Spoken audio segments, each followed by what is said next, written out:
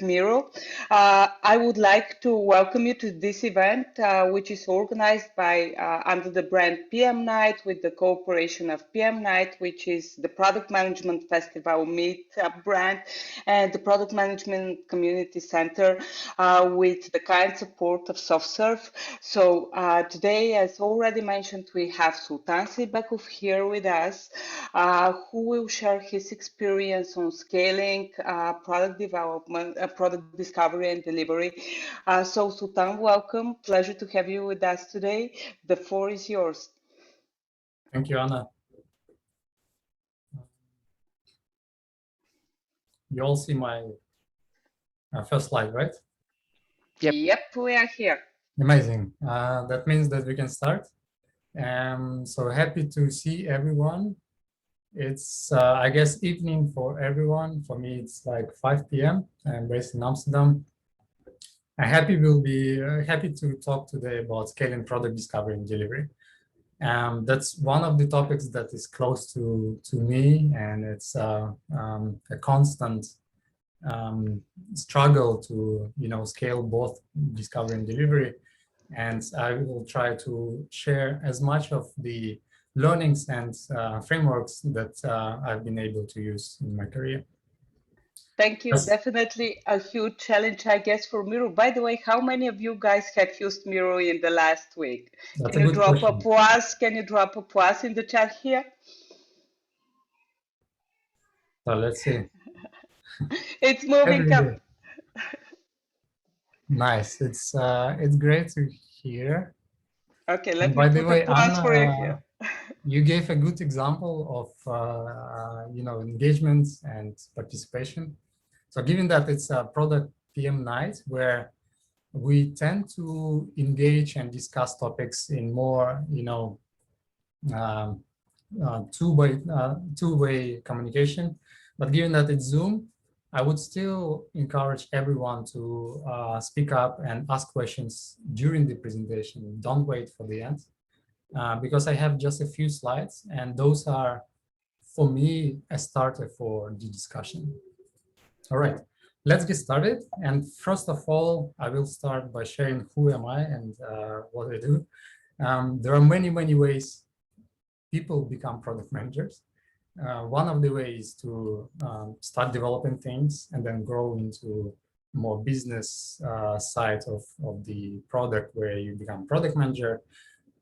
Another one is that you start a company and then you practice product management in your own company. And so there are many other ways, but I tried these two. And I used to work as a developer for 1 year, but then very quickly understood that I really like the business side of things, and I moved to product management. There was a chance for me in 2011, which is 10 years ago, to start a company, which was a daily deals website. So if you remember 10 years ago, Groupon, where you can buy coupons, was a big, big thing, and it was growing like crazy everywhere. So I took the idea and I started a similar company in Kazakhstan. I was lucky enough to be successful and grow this company into 4 countries in my region before exiting and going to pursue my MBA. Yeah, and then the last 5 years I spent with Booking.com and Miro, where in Booking I was taking care of the product ranging from the conversion optimization to customer service product, and then to payments product, which was completely different. And I joined Miro 1 year ago, and I'm lead PM, as Anna mentioned, for the platform product. All right. What is Miro? Great to see so many people have tried it.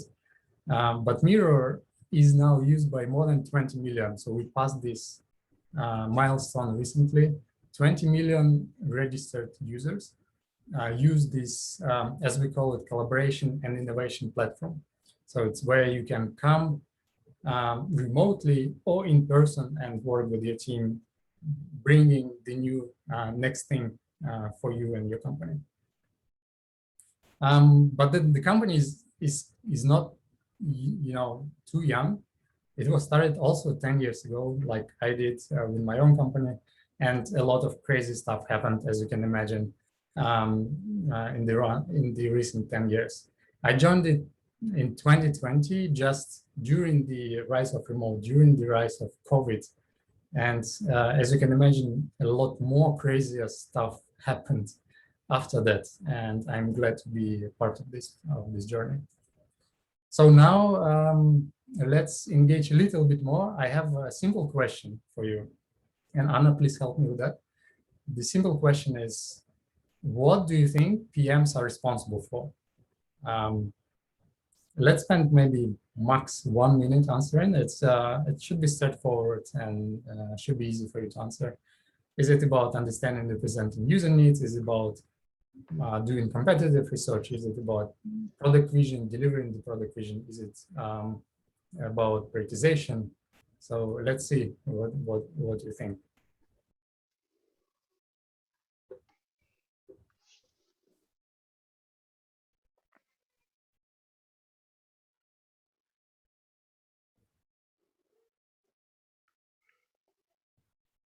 All right, I see that it's not, yeah, as easy as I thought. I believe someone like on the fifth option and like, okay, what to do? And it's a deliberate choice, so I'm sure it's quite hard to choose one. We have one answer in the Q&A blog, and one of the participants attendees says that it's a combination of those points. Okay. So okay. let's remember that. Yes, yes. So let's maybe end poll here and then just see what is the most answered. So delivering the impact. Delivering the impact. Yeah. So as you guessed, it was not an easy poll, and that's because in general you do everything as a PM. But I can summarize it into two things. You build the right thing, and you need to build the thing right.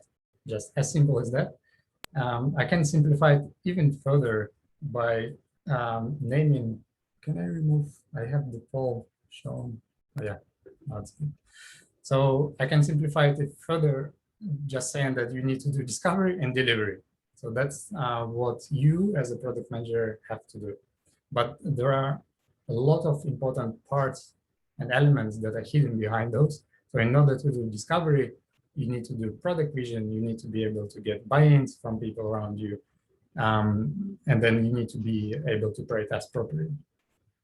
So I will talk in the rest of my presentation about these two. Let me pause a little bit. Anyone has questions about what we've talked so far?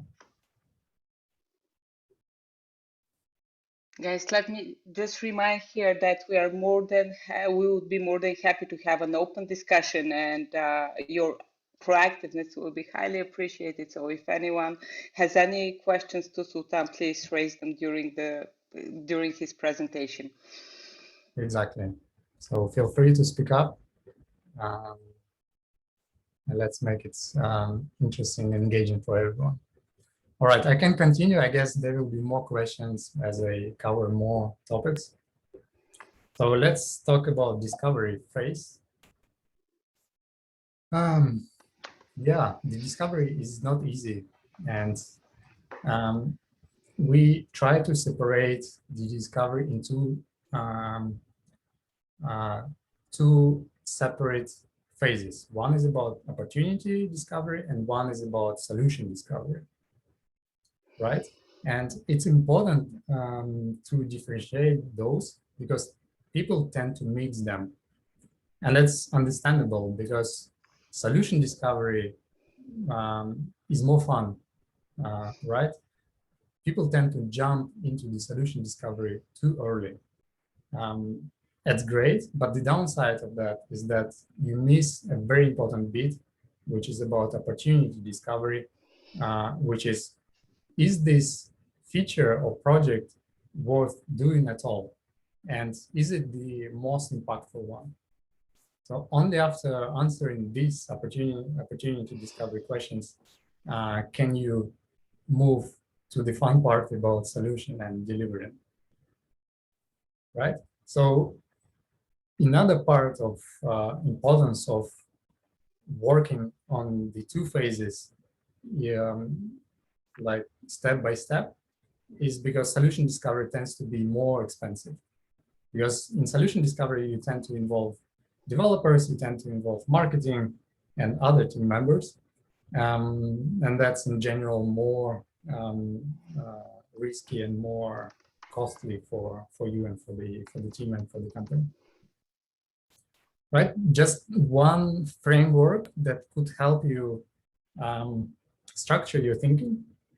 And it's probably, coming from Marty Kagan, the author of the Inspired book. And you can find this in his book as well. So discovery is about mitigation of risks. And you have 4 types of risks. And you go one by one. So the first one is the value risk. Is it a valuable thing for your users, and will they benefit from that? The second one is about business. Okay, it's valuable for the user, but is it connected to the strategy and the plans and the goals of the company? And then the next 2 are about more solution. So if it's something that both doing, will you be able to deliver a solution that will be usable by your users? And then finally, is it something that you can build with the time, skills, and technology that you have? Right, and then these 4 big risks, they fall quite nicely in the opportunity and the solution discovery. So by answering those questions, you can move along the way from opportunity to the solution. So those, the answers that you need to, so those the questions that you need to answer in order to do the discovery properly. Yeah. Let me So Dan, if I can ask something, where for you is the silver lining between satisfying the customer needs and satisfying the business goals of the organization? How those two should be merged together, and what is a good formula for success? So that's exactly the formula that you need to answer these 4 questions, and they will be helpful for you to prioritize. I will touch upon the prioritization a little bit further in my talk, but just hint or something that I can say for sure now is that prioritization is not easy. Ideally, you need to pursue both, but I can imagine that it's not always possible. So you need to understand at which point of time and at which point of the company development you are at the moment, and what is the most important for the company at the moment. And then only you can answer this question. So it's, but we can talk about that a bit further in this presentation. All right. Thanks a lot. One thing is that in the opportunity discovery, as I mentioned, it's you have less cost because mostly you do it either by yourself as a product manager, or you do it together with your designer, right? And then at the solution discovery, you have all the other team members that start getting involved. And as they start getting involved, you get to the tension. And it should be healthy tension. And on one side, you usually have product and design together because they're pulling into the same direction. They tend to be more ambitious. They want to deliver more things, more better things for the customer and for the business. They want higher usability, delightful design for the users. But then on the other side, you have engineers and legal, in this case, I mentioned them, that tend to think about how to make the solution more robust, how to make it maintainable, compliant, secure, and so on. And while product and design tend to be ambitious, the engineers and legal tend to reduce the scope. So then you have this kind of tension, and it should be healthy, and it's done in this way deliberately. because that's something that helps you to come up with the best possible option to pursue. So the advice here, embrace the health retention and work with all the team members on the solution. Okay. The first, one of the first frameworks that I want to share, and it's not new. Most of you probably heard about PRDs or PADs, but that's really something that helps in the discovery phase. It helps you to structure your thinking. It helps discussions, and it helps stakeholder management. So what we do in Miro, we have the PAD, not PRD, but PAD, which is Product Alignment Document. And then we have two phases of this PAD. One is about opportunity, where you describe the problem, you clearly state what is the business impact, what are the success metrics, why are you doing that? And then you just on the high level define one or another solution that you could pursue. And only after you said that, okay, based on the opportunity phase, I want to prioritize that, you go into the solution phase where you describe the proposed solutions, you do user search, you remove some of the scope based on the user search, and you put the dependency risk and GTM strategy in place. So that's, I think, one of the most common, but one of the less used frameworks that really helps the scalability of your product.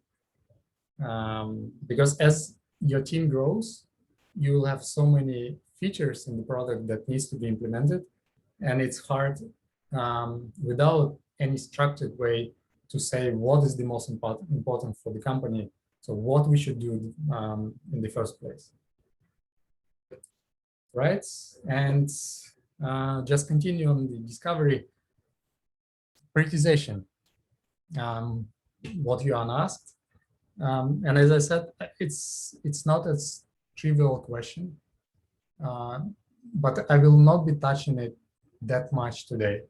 I have another talk which talks about prioritization, but it's that's the reason. So it's a separate talk, and it takes a lot of time to go into details. But what I can say, it's hard, and in most cases, the main point is that you shouldn't wait to make a decision. You should go ahead and make a calculated bet. There are frameworks that you can use, whichever is suitable for you, for your company. Just try one, see if it works or not, and go ahead with prioritization. What we do use in Miro, and we also try many things, is looking at the idea or project from different angles. And we try to understand what is the value for users, what is the value for business, what is the value in terms of being competitive in the market. So you try to take everything into account, and then you have several projects where you can estimate, okay, based on all the values that we potentially can bring with these ideas, this one is better because, I don't know, in this case, business value is really important for us. Let's pursue this one. But again, that's just one of the frameworks, and it's up to you which one works for you. You need to try and see what works, what not. Okay, so we've talked about discovery quite a lot, and we can spend many more hours about discovery. But I would want to go into the delivery phase because it's quite an important part. Before we go there, any questions? Or like maybe you share something that worked for you in terms of discovery, which is also great, right? So we're not talking about what worked for me, but also what worked for you. Maybe I will learn something from you as well today.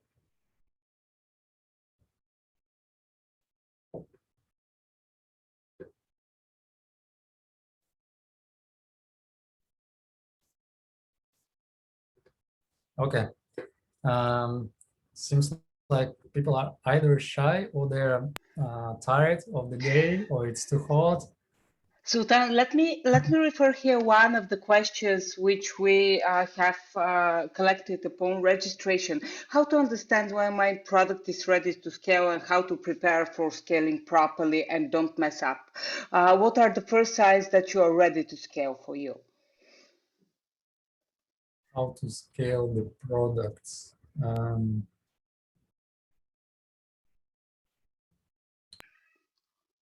Yeah, you know, but there are several types of product management. One type is when you do iteration, when the product is established. For example, the one that I did in booking, when I did optimization of the conversion, everything was in place and I needed to increase conversion, right? So I didn't need to scale. But when I moved to product within payments department, there was nothing, right?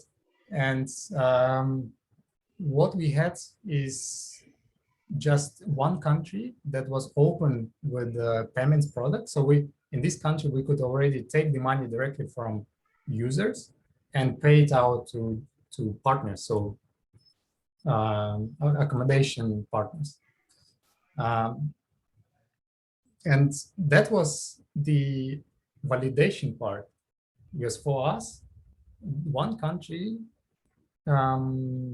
setup could answer several questions that we put for ourselves before saying that we are ready for scale or not, right? And those questions should be set up prior to the moment you pursue the product, right? So you define for yourself using one of those questions is like, at what point I see that usability risk is low.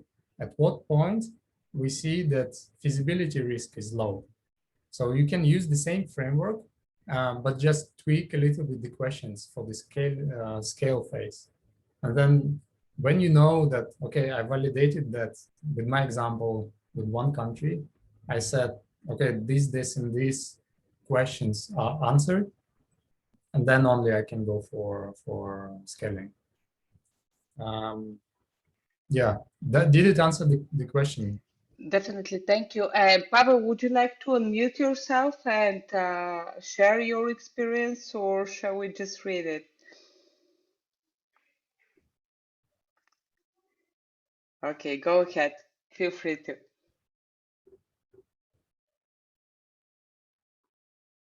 Hello? Yarko, can you?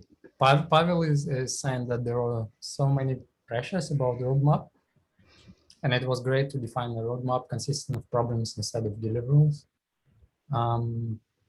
Yeah, roadmap is another framework which helps you visualize the discovery phase.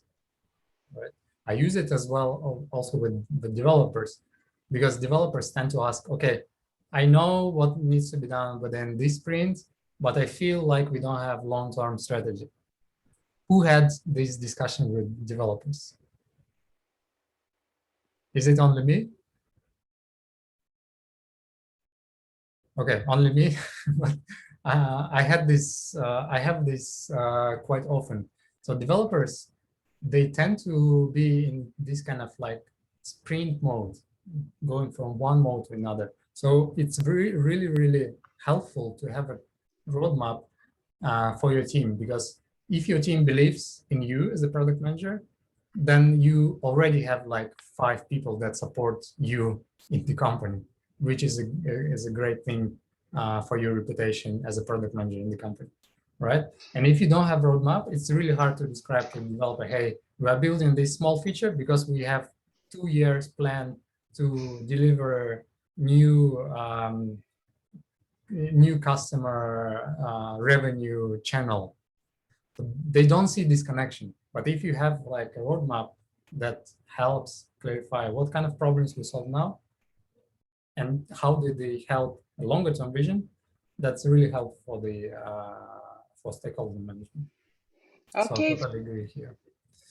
2 more questions here. When doing market research, what is the best way to reach to your customers? What do you practice at Miro or at Booking before? Market research. Or user research, I would suggest. Yeah.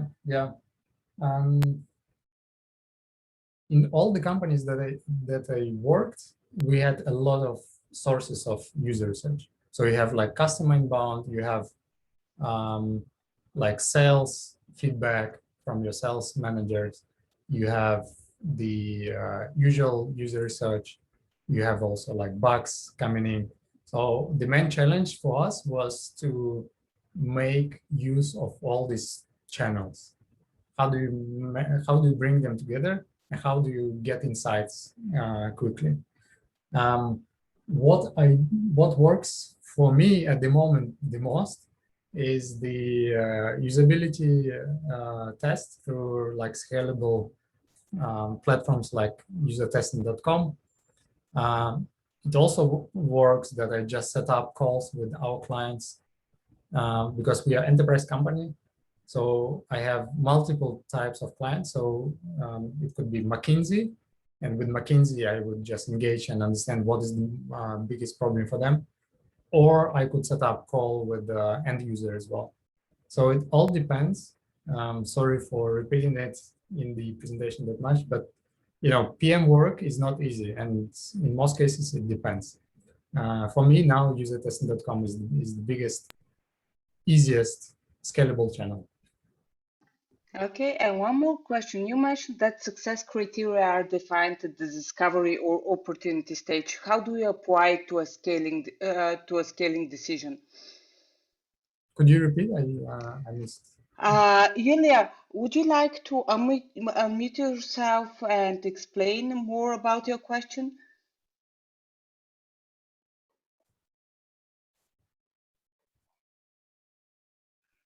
There she is. Julia, you're unmuted. You may talk. Yeah. Yeah, I am mute. Thank you for giving the opportunity to detailize on my question. What I meant is that Sultan mentioned that during the discovery stage, which is also an opportunity for the business, or for the team, we need to define success criteria. It was at one of the previous slides, I guess, maybe the one before or one after that. Okay, somewhere yes. it was mentioned. Yes, somewhere. Here. Yes, here. Yeah. Success metrics or success criteria at opportunity phase, which is discovery basically. But next slide didn't give any mention about the success criteria. So can you please give more explanation about how you apply and which success criteria do you apply at the discovery stage? So usually the success criteria, they are referring to OKRs. That's how at least I've been working in my career. So as a company, you have, let's say, 1, 2, 3, 4 years goals. Then it scales down to 1 year goal for product. Yeah. Then you go to your area of product, and then you define OKRs, right? And then let's say the OKR says we want to increase conversion from 50% to 60%. Right. So when you pursue one or another idea, it should somehow contribute to this goal, right? Right. That's the best way to connect success metrics to the business impact. Right. Does it make sense? Yes. Yeah. We use OKR methodology in our work at the company where I work now as well. So I guess I understand what you mean, though not really completely.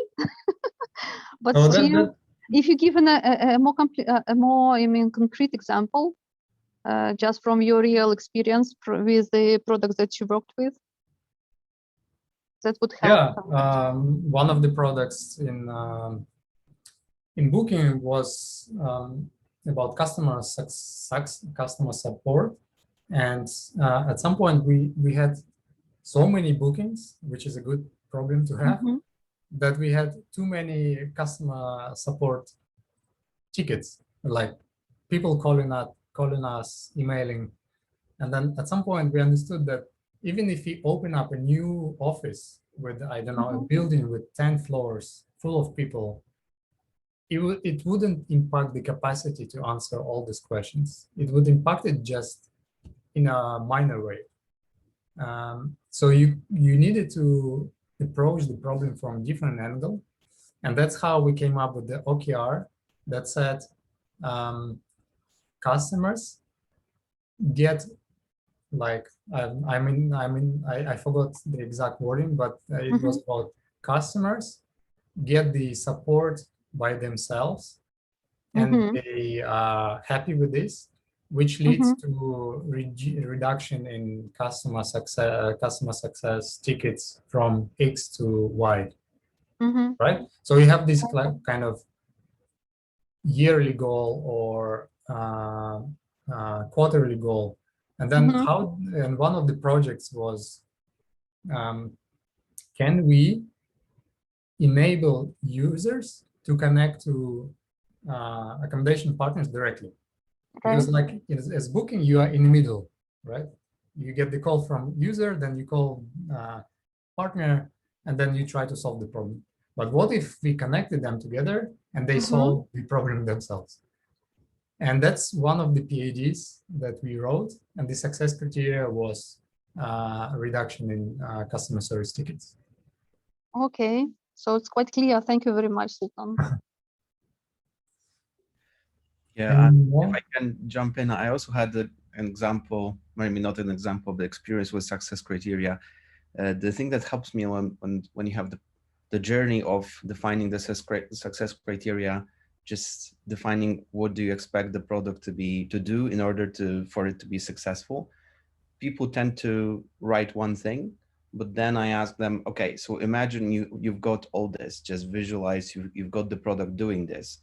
Now try to step in the shoes of your users and tell me why they are still not using them. What can happen? What are the risks that can happen? They are still not using them, and it usually makes them think out of the box and revisit those previous success criteria and say, well, this isn't enough. Like we should really do something else, and then just add another twist on this. And it, of course, it's not invalidating the talking to users and validating with them. It's just another way of brainstorming or thinking about this. Nice. Okay, thank you for sharing. Okay, let's move on. And I see there are more questions, and we will have time for them. I just want to make sure that we cover everything. But great. Thanks, Yulia. Thanks, everyone, for the engagement. Right, so delivery. And we are talking about scalability, right? The notion here is that as the business grows, inevitably the delivery will slow down. It happens to everyone. You cannot avoid it. The obvious things are mentioned here. You have more people involved. You need to communicate more. You have more tech debt and so on. And I had example when the company was so big that two teams at the same time did the same project, but they pursued it from different angles and they didn't know about each other. So inevitably it will slow down. And the main challenge here is and the main question, how do you sustain good speed for delivery? And very important is the discipline, the processes. The three elements are rapid decision-making, one of the most important ones, the strict prioritization and focus, and finally the dependency management. So I will talk about each of those in more details.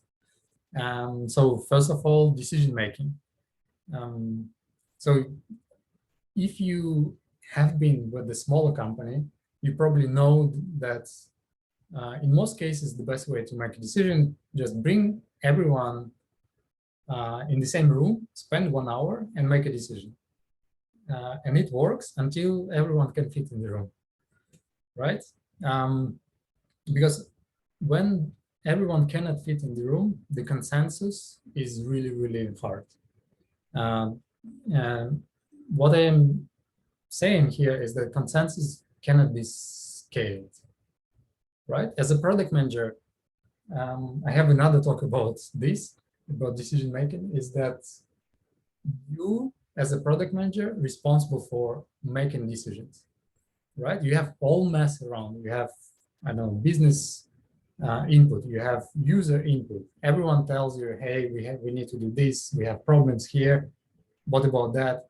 So you need to structure this mess and streamline decision-making process for you and for people around you. So if you feel confident, make the decision. Don't wait for it to last and for someone else to take it. Two elements that originally come from Amazon. One is that you need to disagree and commit. Many times I disagreed, and then I really felt the pain and I really felt the downside of that, because unconsciously you tend to disrupt the process if you disagree. But when you disagree and commit, it's a completely different story. You just can say, I don't agree, but I support you here. Let's try. And another one with Amazon is the notion of one-way or two-way doors, right? If it's two-way doors, you can reverse the decision, and that's why you tend to take this decision early on, so you don't delay it. So make the decision and go for it.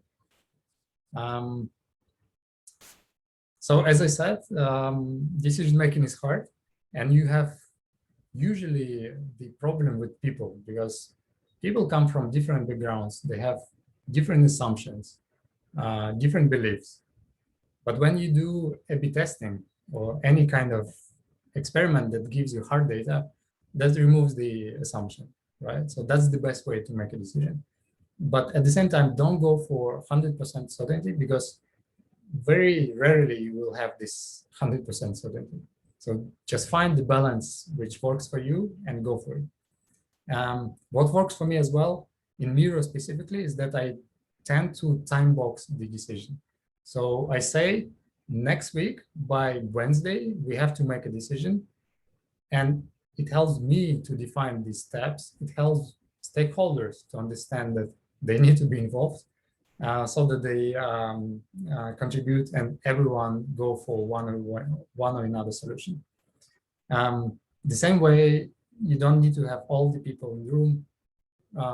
Remove those that shouldn't be part of this decision-making process. And yeah, finally, don't delay. As I mentioned several times, if it needs to be made, make it now. Don't wait for next Friday when everyone has a slot to meet. Bring everyone in the room now and make a decision. That's the best way to scale your product, because your product needs decisions, and decisions cannot wait. That's one of the most important parts of the presentation, of the message that I want to give you. When you scale, go for faster decision-making process. All right, so now about prioritization, as I said, I will touch a little bit on that, but I will specifically talk about OKRs, just based on my experience. First of all, don't overcommit. When I discuss with my team, I put a big sticker on the Miro board that be realistic, don't overcommit. So it's something that reminds us during the OKR planning. And good OKRs, they're usually measurable, they impactful, and they define how success looks like. So that's another way to define the success criteria, is through OKRs, because the OKR framework clearly states how you define the success criteria, right? And maybe one vital piece is the question that you need to ask yourself. Very often, people cannot estimate the impact they brought at the end of the quarter. So you need to ask yourself, can we for sure say if you made the progress in the quarter or not? All right. the common mistakes and the Sultan, very sorry, before moving forward, there is an interesting question in the chat here. What is the best tool which you have used for prioritizing features? Do you do everything on Miro or you use different tools as well? So the quick answer is that I use a combination of PAD. So I define the opportunity where I define all these elements. Of course, if the feature is small and then it will take maybe 1 week, I wouldn't be spending too much time on that, but I will try to clearly state why we want to pursue that. And then when you have that, you go for this kind of prioritization, where you use like different types of values to estimate which solution is better, which project is better for us to pursue in the first place. So I don't use tools, I use like frameworks plus some kind of combination of process, right? So your product, you should take the process as product. If you don't have the process, your product won't evolve as fast as you want, right? So that's why I'm talking about processes that much. As if you want to scale, you need to have process in place. Without that, you cannot scale. Thank you. All right, then yeah, I think this is obvious. And you all know probably there are so many books that you can read about proper OKR planning. So just make sure that you use the OKR framework in the right way, because it really works. So finally, touching a little bit on the dependencies, because dependencies can ruin all the work that you did in the discovery and the prioritization and the OKR planning. Don't underestimate, because in the end, if you rely too much on other teams saying that, okay, they will deliver something in June and my project just in time will start in July, so it will be unblocked and everything worked out. In most cases, it doesn't, so you need to have a plan B. Plan B is always a good choice. And that's where I want to stop, because I think we are out of time already. Yeah, I see one question. Customers are not necessarily users, correct? Yes. So Miro is enterprise product, as I mentioned, and we have multiple types of users. Enterprise user is not necessarily the end user who is going to the board and use stickers, I don't know, collaborate on the board. As a user, I'm talking to admins. So those who make a decision which tool to use, those who manage the environment of Miro. So I go and I check what is the most important thing for them. And for that, we use quite manual but effective process. We have customer success managers.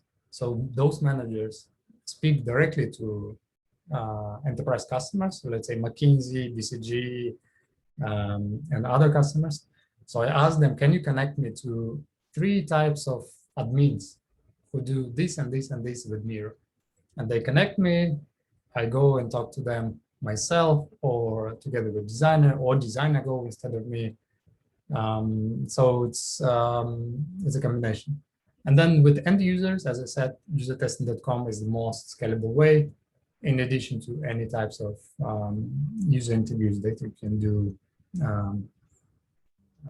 like in a conventional way. Okay, and we have one more question which was sent in advance here.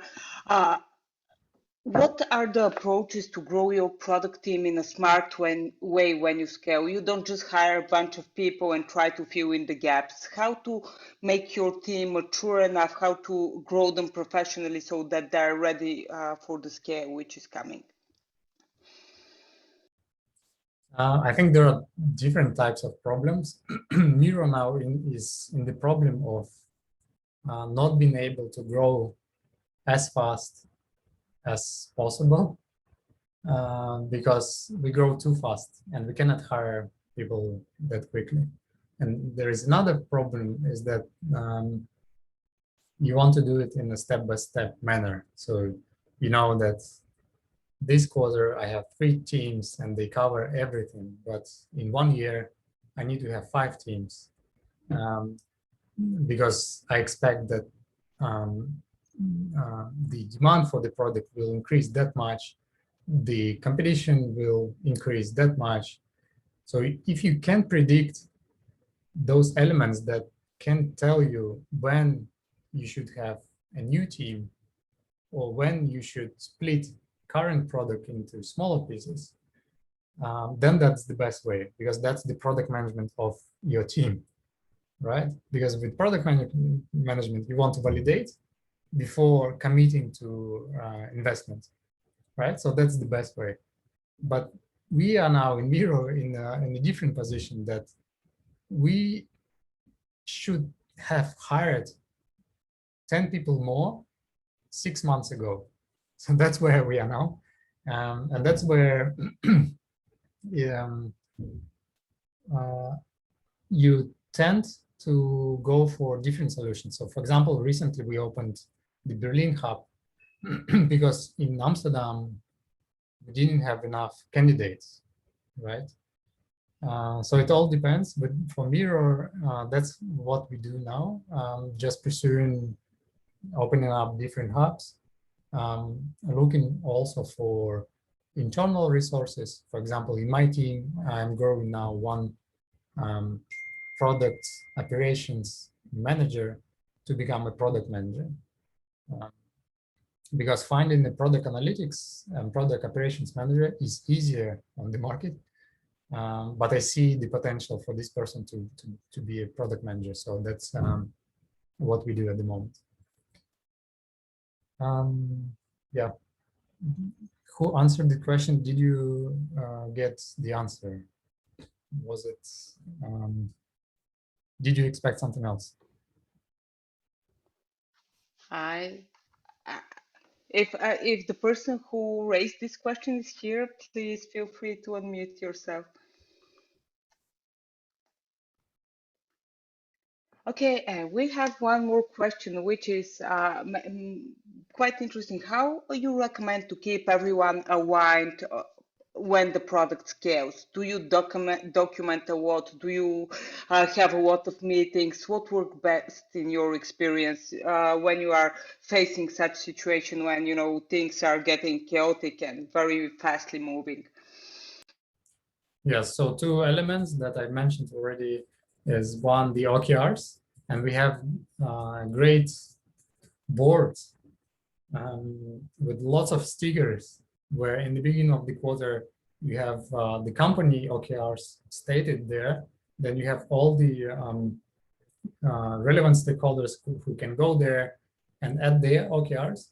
So in this way you have like one board with the company level OKRs, then department level OKRs, team level OKRs. So everyone can go and see what kind of dependencies they expect to happen during the quarter.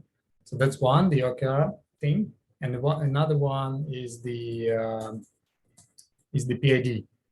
Because with PID, it's not only the document, so we don't write it and put it on the shelf to be under the dust.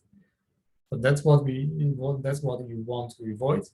And for that, we have sessions where we share the biggest projects, right? Using the PID format, you just go through, let's say if you're discussing the opportunity phase, you just present the problem statement, you present the audience, you present the why and success criteria. And then people around you can understand how what do you want to pursue and how it impacts them in the end. So that's these are 2 pieces of alignment that we do. Thanks a lot, Sultan, for your sharing your experience with us today. Thanks a lot for all the participants for being so active. We will have to finish just a few minutes in advance to give Sultan a little bit of a break because he has been having really exhausted day. So, okay, go ahead. One last thing is that the Miro is really hiring, as I said. And if I go to careers, I think only in Amsterdam we have like maybe 200 plus open roles. Oh no, yeah, we probably refactored this a little bit. So 115 jobs only in Amsterdam, many in engineering, many in product. And we also, as I said, opened the Berlin office. So if you are interested or you know people who can be interested in the roles that we have on the site, please feel free to reach out to me. I will be really open for discussion about that. Apart from that, thanks a lot, everyone. I hope it was helpful, and thanks for your participation. Thanks a lot, Sultan, for sharing once again your experience. Thank you. Thanks a lot, Thank you very everyone, and much. have a great